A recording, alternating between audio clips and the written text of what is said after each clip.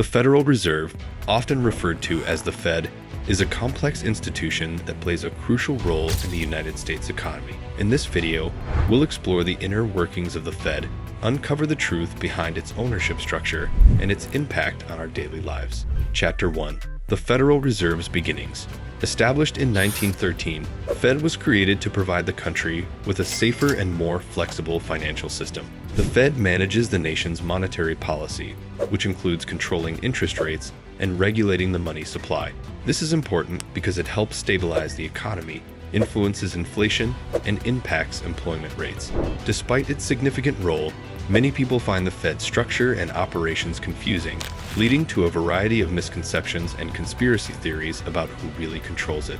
One of the most common myths is that the Federal Reserve is privately owned by wealthy families, like the Rothschilds, or even that it is run by mysterious figures, such as lizard people. In reality, the Fed is an independent government agency, which means it operates separately from the executive branch of the government. While it does have private banks as part of its structure, these banks are not owners in the traditional sense.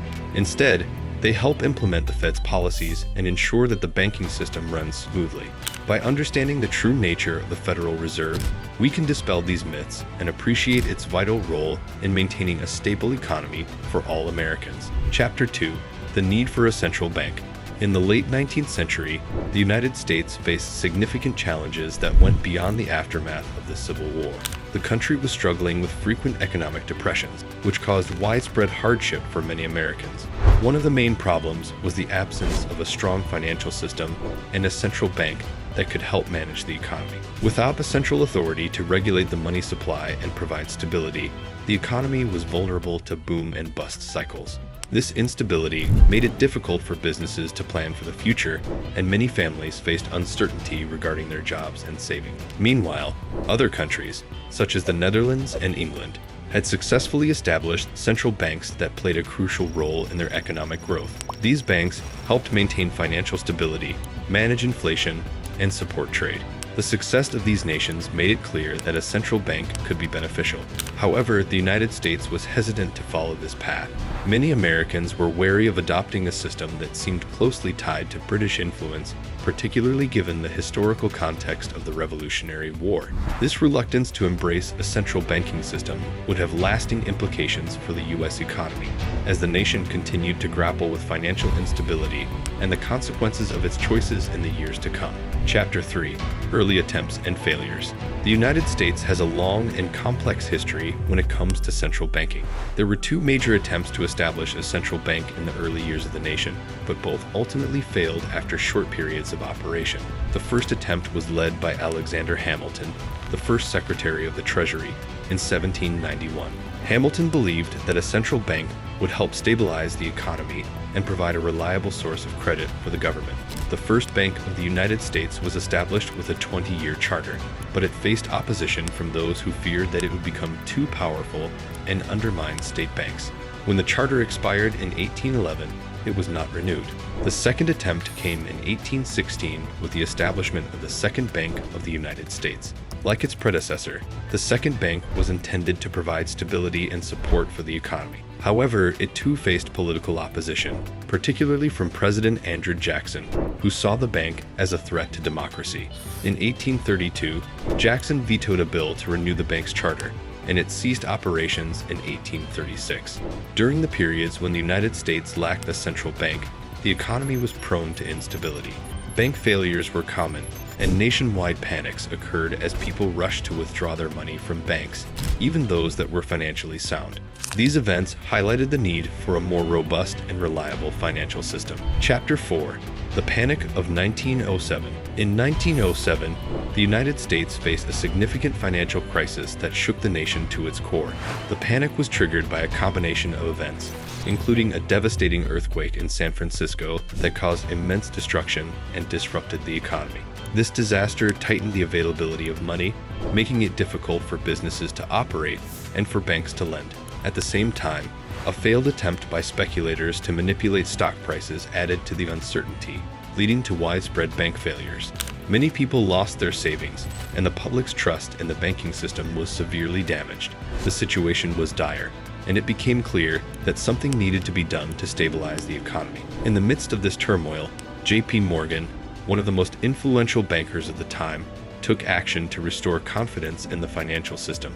He organized a group of major banks to pool their resources and provide emergency funds to struggling institutions. This collective effort helped to prevent further bank failures and reassured the public that their money was safe. Morgan's intervention was crucial, but it also revealed a significant flaw in the financial system: the lack of a central bank to manage economic crises.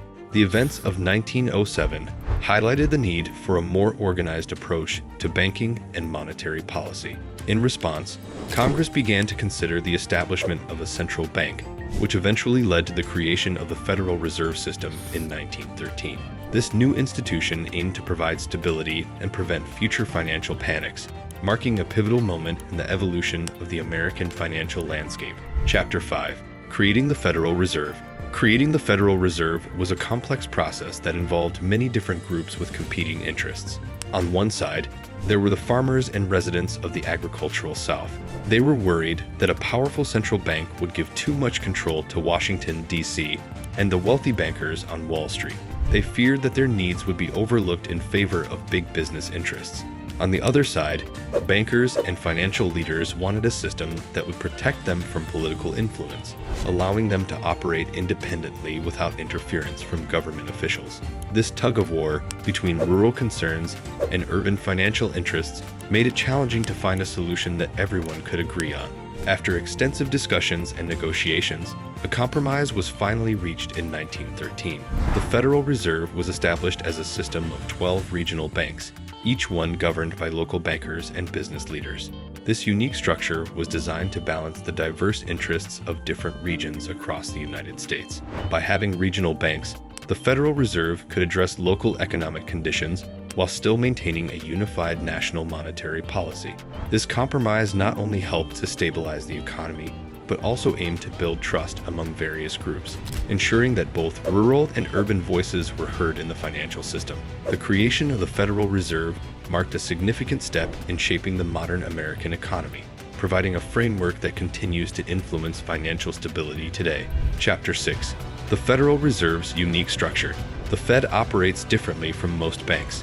Instead of being just one central bank, it is a network of 12 regional banks spread across the country. Each of these regional banks functions as a private corporation, which means they have their own stock. However, this stock is unique because it is owned exclusively by nationally chartered banks in that region. Unlike typical stocks, these shares cannot be sold or traded on the open market, and they provide a fixed annual dividend of 6% to their owners. This structure allows the Fed to maintain a level of independence while still being connected to the banking system. One of the most interesting aspects of the Federal Reserve is how it handles its profits.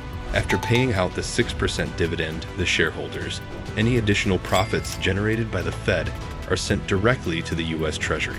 This means that the Fed not only plays a crucial role in managing the country's monetary policy, but also contributes significantly to the federal budget. As a result, the Federal Reserve is not just a central bank, it is also a profitable entity that supports the government financially. This unique combination of functions and structure makes the Federal Reserve a vital part of the U.S. economy, influencing everything from interest rates to employment levels, while ensuring that any excess profits benefit the nation as a whole. Chapter 7: Who owns the Federal Reserve? One interesting aspect of the Fed is its shareholders, which primarily consist of large banks across the country. These banks include well-known names like J.P. Morgan Chase, Bank of America, and Wells Fargo. Each of these banks holds stock in the Federal Reserve, which gives them a stake in the institution that plays a crucial role in managing the country's monetary policy, regulating banks, and maintaining financial stability. Because these banks are public corporations, their shares are available for purchase by everyday investors. This means that if you buy stock in one of these banks, you are indirectly benefiting from their ownership in the Federal Reserve. The relationship between these large banks and the Federal Reserve is significant. The larger the bank, the greater its ownership stake in the Fed. This ownership allows banks to receive dividends, which can be a source of income for them. In turn, this can positively impact their stock prices, benefiting shareholders like you. However, it's important to remember that the Fed is not a typical corporation. Its primary goal is to serve the public interest by promoting a healthy economy. While owning shares in these banks can provide financial benefits, it's essential to understand the broader implications of the Fed's policies on the economy and how they can affect your investments. Overall, being aware of the connection between the Federal Reserve and major banks can help you make more informed decisions about your investments and financial future. Thanks for watching. We hope this video helped you understand how the Federal Reserve works and who really owns it. If you enjoyed this video, please like and subscribe. Also, check out our other videos on investing in the stock market. We'll be back with another video. Stay smart.